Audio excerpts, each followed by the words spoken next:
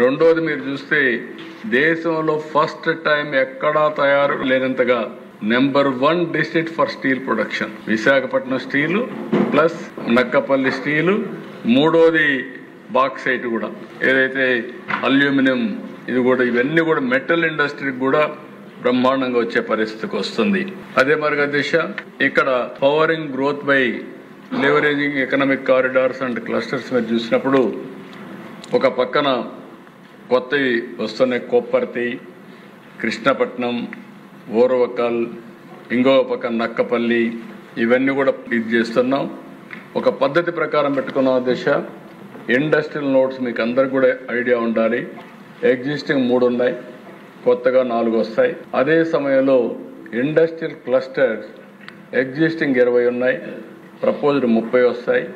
Mega industrial parks 2000 ఎకరాల కంటే ఎక్కువ ఉంటే అవన్నీ కూడా క్రియేట్ చేస్తున్నాం.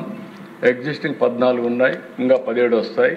థెమెటిక్ పార్క్స్ ఏవైతే ఉందో electronic manufacturing clusters, drone city, bulk drug park, mega food park, 175 అసెంబ్లీల్లో 175 MSME పార్కులు కూడా వస్తాయి. ప్రతి ఒక్క నియోజకవర్గంలో ఉంటాయి.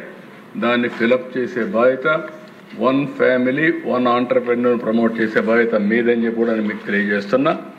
ఇంకో పక్కన దిశ విశాఖపట్నం ఒక బ్లూ ప్రింట్ ఎకనామిక్ కారిడార్ కింద విశాఖపట్నం నుంచి శ్రీకాకుళం నుంచి కాకినాడ వరకు ఒక క్లస్టర్గా తీసుకొని తయారు చేశాం.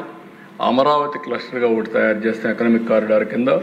తిరుపతి కింద నెల్లూరు, అక్కడి నుంచి నేరుగా రాయలసీమ మొత్తం కలిసి ఇంకొక ఎకనామిక్ కారిడార్గా తయారవుతుంది.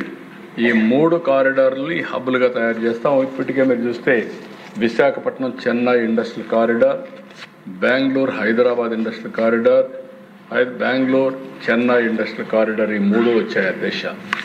ఈ 3 కాకుండా ఈ 3 అప్రోచ్లు పెట్టుకొని మనం ముందుకు పోతామని చెప్పి కూడా నేను మీకు తెలియజేస్తున్నా.